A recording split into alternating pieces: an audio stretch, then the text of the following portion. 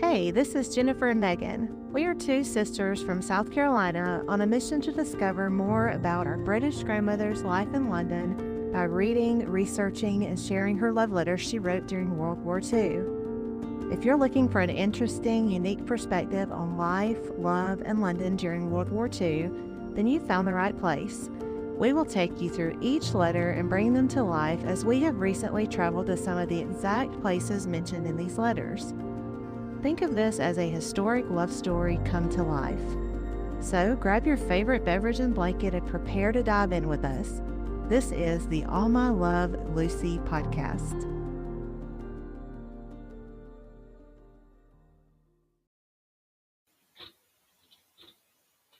Hey, and welcome back to the All My Love Lucy podcast. We're here for episode number 14. It seems like we just got started and we've already done 14 episodes. I know. That's crazy. So we wanted to start out today with a little bit of a recap on Jimmy and Lucy's story. It's been a while since we talked about everything that's gone on and where we are right now with them. So I want to talk a little bit about that. If you are a first-time listener, we do encourage you to go back and start with episode number 1 so that you can jump in on all the information that we've shared so far. But just a short recap, Jimmy and Lucy met and fell in love in London, in Covent Garden actually, in 1944. And he was in the U.S. Army and he was shipped to France, and they thought that they were going to be able to come back together and get married and within just a few weeks. Well, he didn't get to come back, and so he was separated from her for a 2-year period, and then he got shipped back to the United States, and she could not come right then. And so this 2-year period that they were apart is what gave us these letters that we have. So am I forgetting anything? I don't think so. So when they left the train station in May of 1944, they unknowingly would not see each other for 2 years. So that's basically the gist of the story. And throughout these 2 years, they're writing back and forth, and she's detailing her life and all the things that she was having to do as a civilian in the war. And then we have found a book that details everything Jimmy was doing, that book, Key to Command. And what else?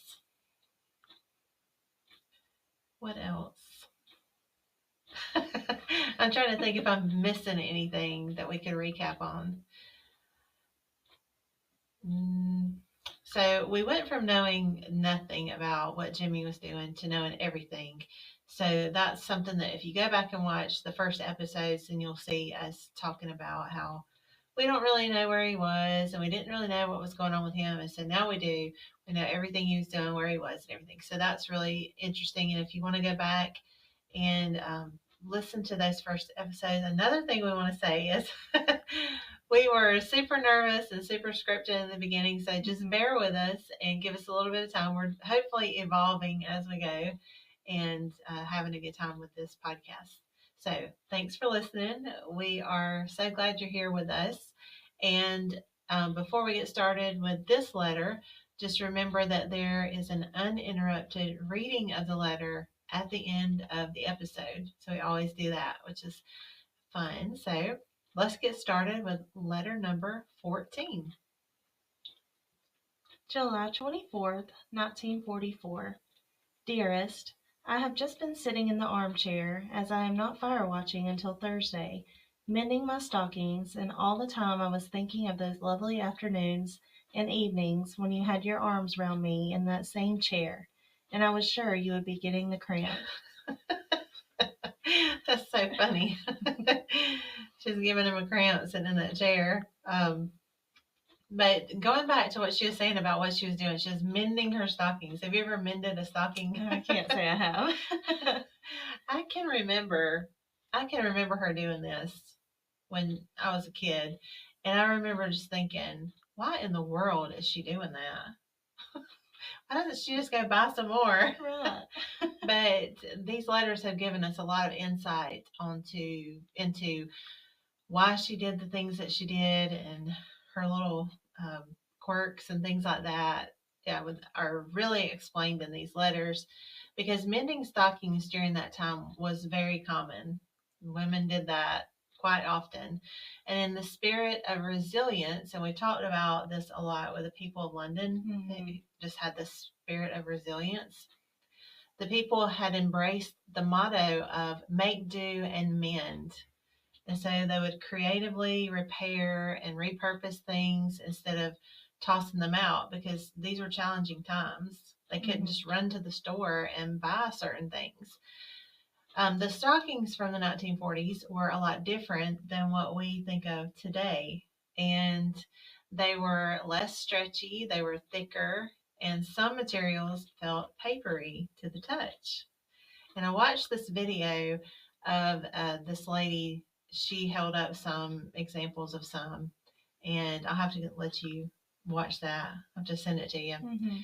But they were mainly made of rayon and silk and wool. And when you think about stockings or pantyhose, the nylon came and went quickly during this time due to the war rations because the nylon was used for other things, such as they were melted down and respun into thread for parachute production.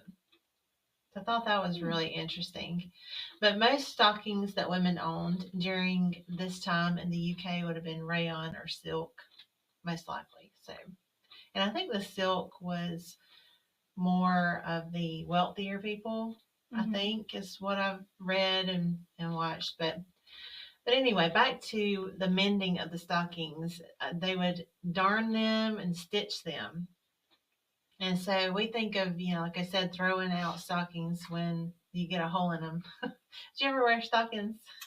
Probably when I was real little to go to church or something like that. You don't wear them today? Can't say I do. Oh, being tall, it was, I don't know if you had this problem because you're, younger, but as an adult, being tall, it was hard to find stockings, even not too long ago. And so I hated them. I hated them when I was younger because I've always been, since I was a teenager, been really tall. And I hate them. Trying to pull those things up and you'd rip them, and then you have to get the fingernail polish out to stop the run. So I do not like stockings, pantyhose, whatever you want to call them. But stockings back then would have been invaluable. They would darn and stitch them, weaving matching thread with a fine needle to stitch up holes, and that required patience and skill. Can you imagine stitching it up? No. If you ripped just throw them away at that point. Yeah. Oh, yeah. But the clothes rationing began June 1st of 1941, and so to conserve the raw materials, and it would also release workers for war production and ensure distribution equality, similar to that food rationing that we talked about before. And the clothes rationing, it was a coupon system and had a points value. So a dress would be 11 coupons or points. I don't really know exactly how that worked, but a pair of stockings would be 2, a man's shirt and trousers would be 8. And so they had to make sure that they repurposed and mended the things that they did have because they didn't have a lot of points to go out and buy new stuff. And so also the used stockings were valuable, and silk stockings were repurposed into powder bags for the Navy. So all of this caused the women to get creative. And women can get really creative in necessity. We can really come up with some creative, clever ways to get through things, And so these women came up with different ways of, with the stocking shortages and things like that. They would use leg makeup. So instead of stockings, some women use leg makeup instead to create the illusion of having the stockings on their legs. They would use gravy browning. Wow. And then they would use an eyebrow pencil up the back to draw the seam up the back because stockings back then had a seam up the back. Mm-hmm. And so they would use an eyebrow pencil and draw that. Wow. So I thought that was really interesting. And then, of course, once companies started catching on to what the women were doing, Mm-hmm. then they started making leg makeup Hmm. and selling it, of course. But that came from the creativeness of the women who wanted to have their legs look tan, like they had stockings on. Mm-hmm. So, but they would also tan them with tea. So they would use tea bags and tea to stain their legs to mimic the look of tan legs. Wow. Yeah. That's crazy. I want to try that. Yeah, let's try it. I want to get some gravy browning and try that with my white legs.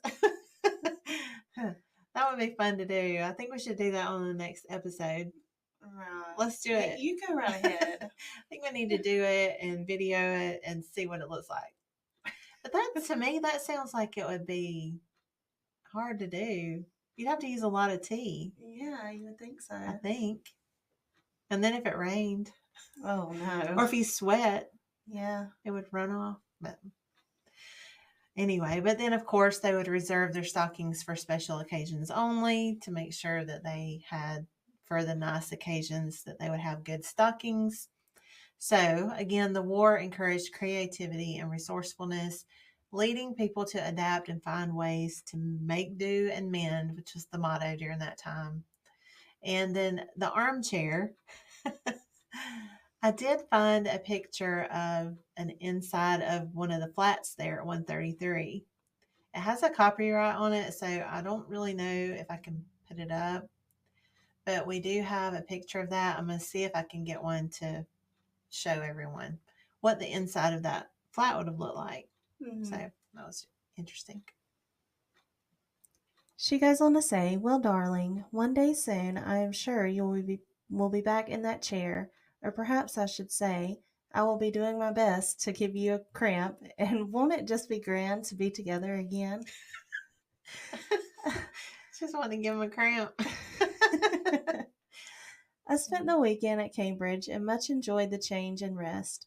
Saturday evening, my sister-in-law took me to see a show, Quiet Weekend, and it was quite amusing and gave us a good laugh. So, this weekend at Cambridge, we now know in the letter here it says, my sister-in-law took me to see the show. And so at first we didn't really know who that was, but now we do. And that is her brother, David, Jonathan, his wife, Edith. Now, David was already passed away by this point in time. And so she would have been going to visit Edith and her child. She have two? Yeah, she had two children. And so they would have gone to visit them. And we do have the program from that show that she went to here. Quiet Weekend, and that was held at the Arts Theatre of Cambridge on Monday, July 17th, 1944, and it was held for 6 days. So that would have fallen in this date of this letter. But so that's really neat that she kept things like this, the original program.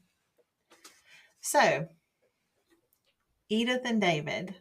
We have made some discoveries about them and David's grandson, and we have found a gravesite in Cottenham, if I'm saying that.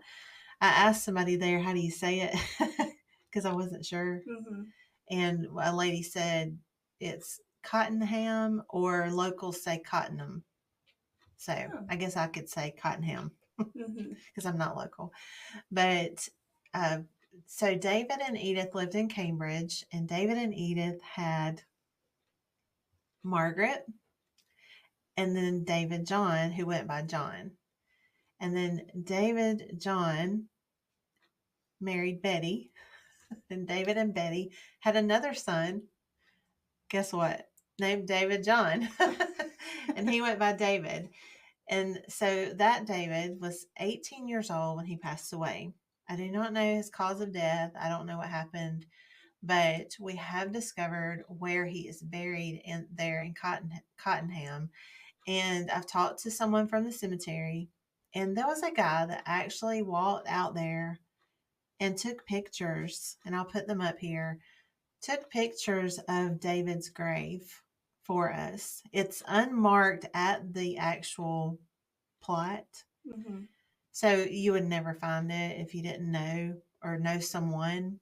But this guy had a map. His name's Ralph. Thank you, Ralph, if you're watching. We really appreciate it. And so he sent these pictures, and it's awesome. And then later on, the cemetery, the Cottenham Dissenter Cemetery, someone from there, I'm sorry, I can't remember who it was, they sent me a picture of the actual memorial that David's name is on. So even though it's not right there at the plot where he is, it's still there in the cemetery. So you would know that you're in the right cemetery. Hmm. So it's on his mom's family memorial. It's like a big monument looking thing. Mm-hmm. So I'll put some pictures up of that. So we have added Cottenham to the itinerary. Yes. For next time. And I also, let's see, I've been talking to some people from there. I'm going to see if I can pull her name up. Because this lady,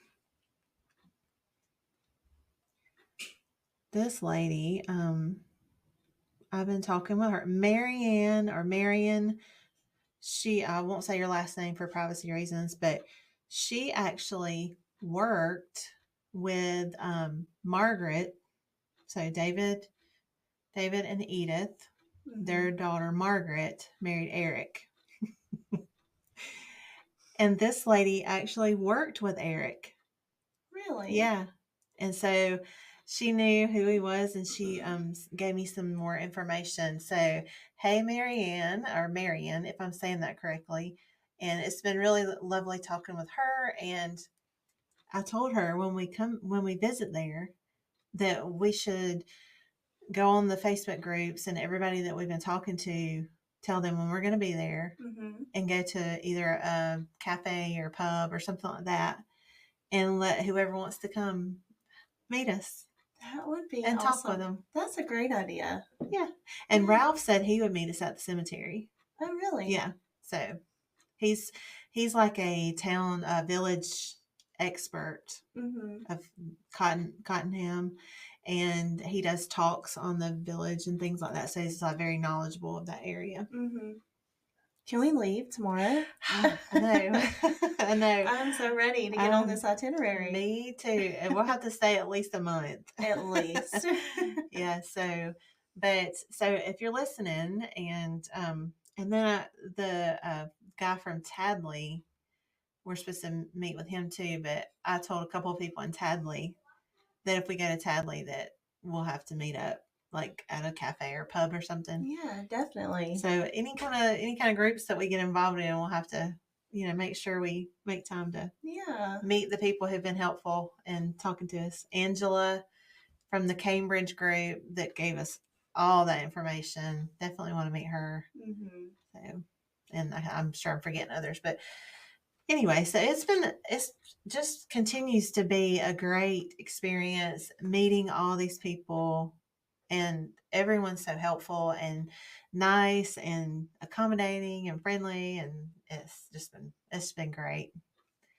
So, but that's kind of a big discovery for us is the grave site, because that's one thing we've been wanting to find is grave sites, and we want to find our great grandparents, John and Lucy, Mary, Leonora, Caroline. She's got like 4 names. the mother, But I'm hitting a wall with that too. So, but we'll find them. Yeah. Well, darling, I hope you're keeping fine and fit and have put another letter in the post for me, as I am longing to hear from my sweetheart again. I am settling down in my new job, and the director is very pleased with my work, but I do have a lot to do, and even although I really put a move on, I often do not get finished until 6:30 p.m., and having to stay there for lunch makes it seem a long day. However, I am not complaining, as I should be much worse off if I had to be in one of the services. The flying bombs had not been very active today. I am sure I shall get a good sleep tonight, so don't worry about any rumors you may hear. So, as we read in the last couple of letters, Lucy says there haven't been many flying bombs. And I did read that there were a few nights along this timeline that they were free from them at night, even though they did come during the day, but at least they could sleep at night. Mm-hmm. So that was good that they were able to get some rest, even though during the day, I'm sure they were still having to watch out during the day, but at least they would sleep. Right. Especially having to do fire watching and all the other things and be exhausted. So I don't know what the cause of them not having many during that time. But I'm sure they were thankful for it. Oh, yeah. And the Allied forces were, I think, really trying to target those launch sites of the doodlebugs. And, also, did I tell you that I read somewhere that most of the people were not keen on the term doodlebugs during that time because they felt like it downplayed what those bombs actually were doing. Even though that's what they sounded like, it was kind of the destruction and devastation that they caused. Doodlebug just sounds too friendly, I guess. Yeah, I could see that. Yeah. So they were not very keen on that, even though most people called them that. But she goes on to say, "Good night, dearest darling, and God bless you and keep you safe always. With all my love, from your Lucy." So we continue on this journey with Lucy and Jimmy and the details of all that they've got going on during this time. And next time, well, actually, before next time, we're going to have a bonus episode. And we're really excited about an interview that we were able to do with Jimmy's last living sibling, Julia. And so we're going to post this. We've already done the interview, and we're, instead of making this episode really long, we're going to make a separate episode, like a bonus episode. So make sure that you watch out for that. Hopefully we'll have that ready in a couple of days and post that for you. So be sure to watch that when it comes up. And if you don't want to miss any of our episodes coming up, make sure that you subscribe to our channels if you haven't already. Make sure you subscribe to YouTube or follow us on Podbean or Facebook. And you can email us if you have any questions at allmylovelucy@gmail.com. And what else? Am I forgetting anything else? I don't think so. Like us. Yeah. all the likes, all the comments help us. So, and if you want to leave us a review or anything like that, all that helps us. And so, and also, we go live on Facebook most Sunday evenings. We've taken a little bit of a spring break lately, but we're going to get back on there. So if you want to hop on our Facebook and follow there, then you'll see when we go live. And we're not doing anything fancy. We're just on there while we're editing, and we're just chatting with whoever wants to pop up and talk to us. So we'd love for you to join us and love for you to hop on there and say, hey. Yeah, it's been fun. It's been fun. And like I said, we're not doing anything formal. It's just come on there and say hello. And we'd love to get to know our listeners. So just come on there and talk to us for a minute. You don't have to stay on the whole time because we're on there a while. But that's it. So as promised, we will end the episode with an uninterrupted reading of this letter. So until next time, enjoy.